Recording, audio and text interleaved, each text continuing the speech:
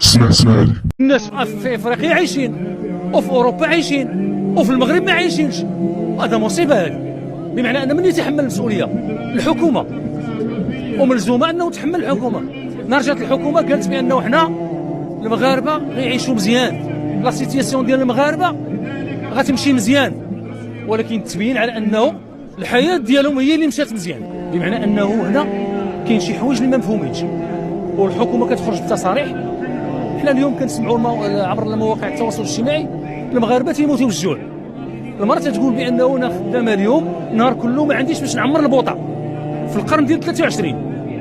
مع العلم حنا في المغرب حنا منتجين، وحنا من ضمن الدول المرفرفه. ما نتحداش واحد يقول لك حنا ما عندناش. في المغرب ماشي الطبقه هما، حنا في الفوسفات حنا الاولين، في الانتاج ديال السيارات حنا ثالثين في المغرب. هذا تصريح حكومي ماشي ديالنا حنا، بمعنى ان حنا عندنا الفلوس، ولكن هذه الطبقه خصها تبقى فقيره. حنا ما نقبلوش، حنا ما غنقبلوش. حنا اليوم كنسمعوا في الاسواق، كنشوفوا المغاربه كلهم كيشوفوا عبر مواقع التواصل الاجتماعي بان المغاربه كاينين الناس اللي ما عندهمش ما ياكلوا.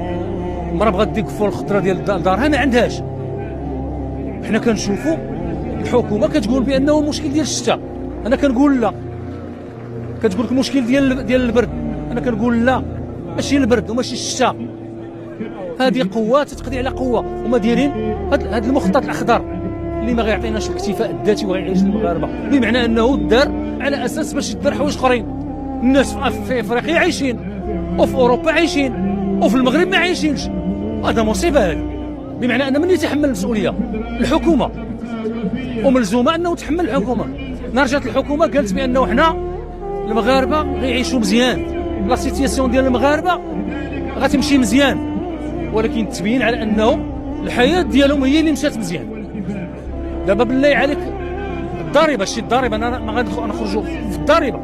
داك اللي كيربح 10000 درهم كيخلص 40000 فرنك، واللي كيربح 5 المليون كيخلص 40000 فرنك، واللي كيخلص 38 مليون، حيت كاين اللي كيتخلصوا 8 مليون، اللي كيتخلصوا 38 مليون كيخلص 40000 فرنك في الضريبه.